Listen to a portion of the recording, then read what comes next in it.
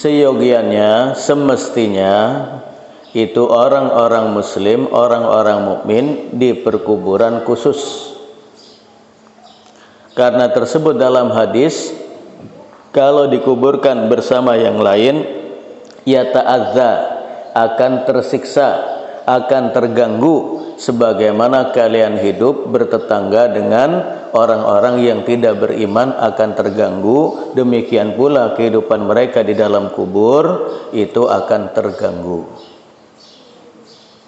Maka sudah selayaknya orang-orang mukmin itu memiliki kuburan sendiri khusus orang-orang mukmin, dan di Metro itu sudah ada di 28. Di 28. Maka seyogyanya dikuburkan di sana. Karena akan nyaman bertetangga dengan orang-orang mukmin dan akan selalu diziarahi oleh orang-orang mukmin. Karena dalam banyak hadis menyebutkan ahli kubur itu pun bisa digembirakan oleh orang-orang yang hidup, diantaranya adalah dengan diziarahi kuburnya. Rasulullah menyebut dalam riwayat Ibnu Abdul Bar dalam kitabnya Al-Istidkar dan hadisnya sahih,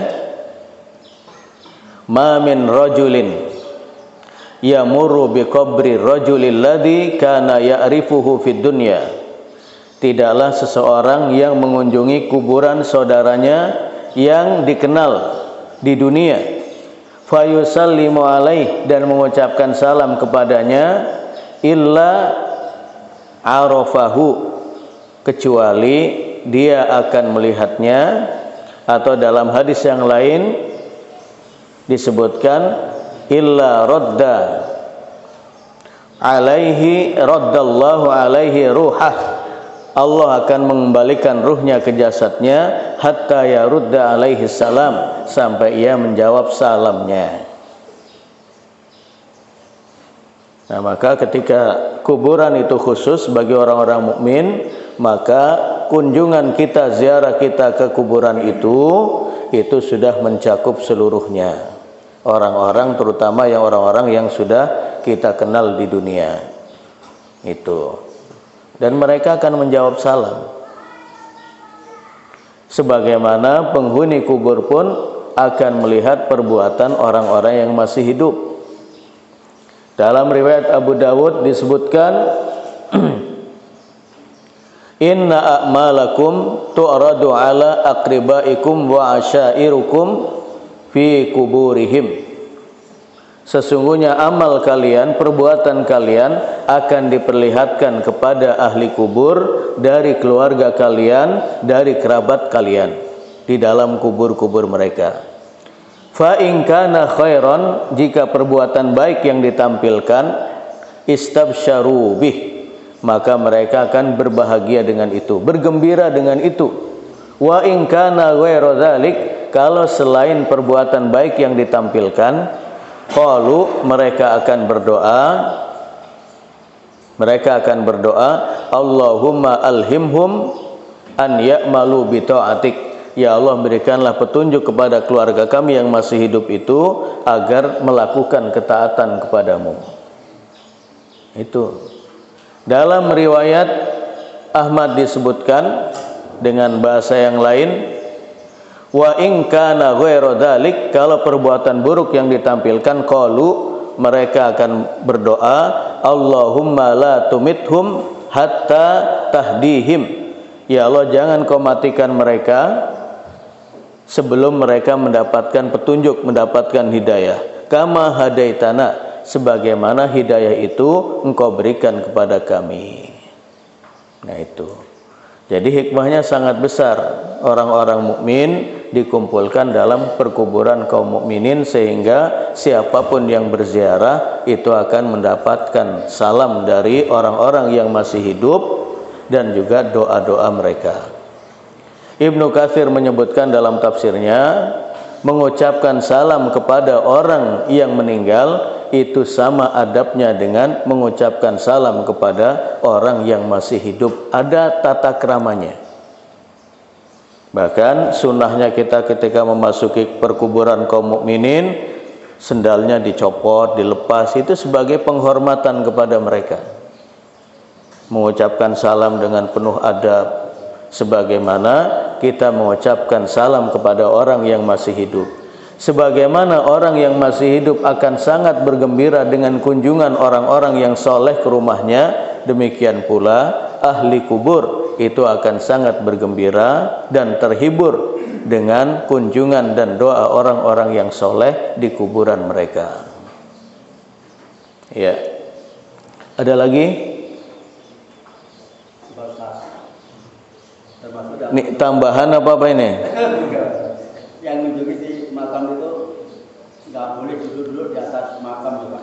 Ya, Rasulullah menyebut duduk di atas makam itu lebih baik duduk di atas bara api daripada duduk di atas kuburan. Makanya adabnya itu duduk di samping kuburan untuk mendoakan. Wa yajlisu alaih, duduk di sampingnya. Jadi yang tidak boleh itu duduk di kuburannya, tetapi kalau di sampingnya dan mendoakan, itu yang tersebut dalam hadis boleh. Ya, termasuk Rasulullah ketika menguburkan sahabat, itu juga Rasulullah mendoakan mereka, mendoakan jenazah yang dikuburkan dengan duduk menghadap kepada para sahabat. Ya. Ini ya Pak Ustaz, yang orang yang wajahnya muram dan pucat, orang yang mengabaikan Al-Quran, tidak mau membaca Al-Quran, ya Pak, itu surat Toha ayat 102 ya Pak. Ya. Artinya kalau orang sudah meremehkan dan mengabaikan sholat, apalagi amal-amal yang lain. Ada orang muslim, orang yang mengaku dirinya mukmin, itu tidak pernah pegang Al-Quran, itu juga ada Pak Jayus. Pegang aja nggak pernah, apalagi mau baca. Nah, sementara Al-Quran itu memberikan syafaat pada hari kiamat nanti kepada orang yang membaca dan menghafalnya.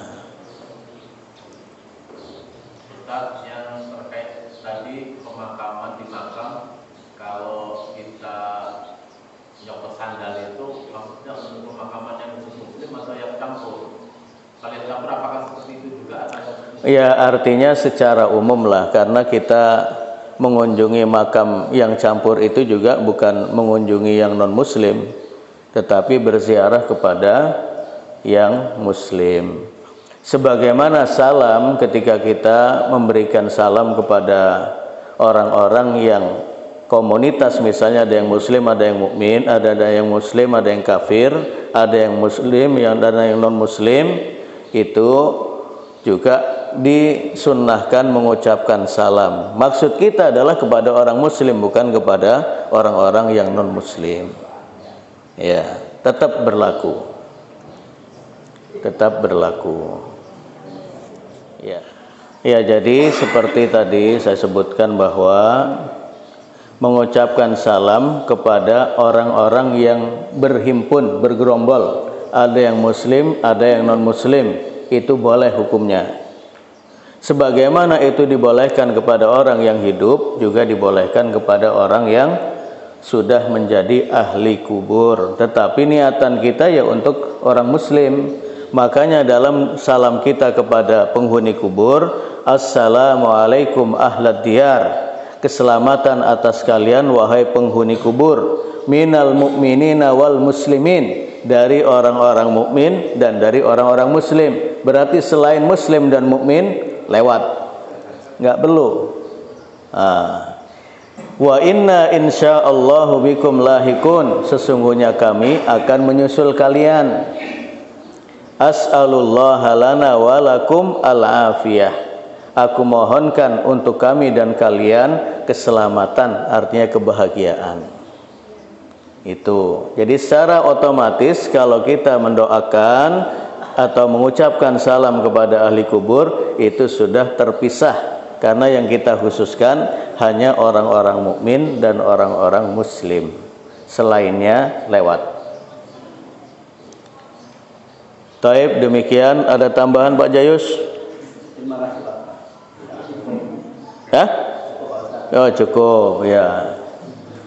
Taib, demikian mudah-mudahan bermanfaat. Hadanallahu wa iyyakum ajmain wal afu minkum. Assalamualaikum warahmatullahi wabarakatuh.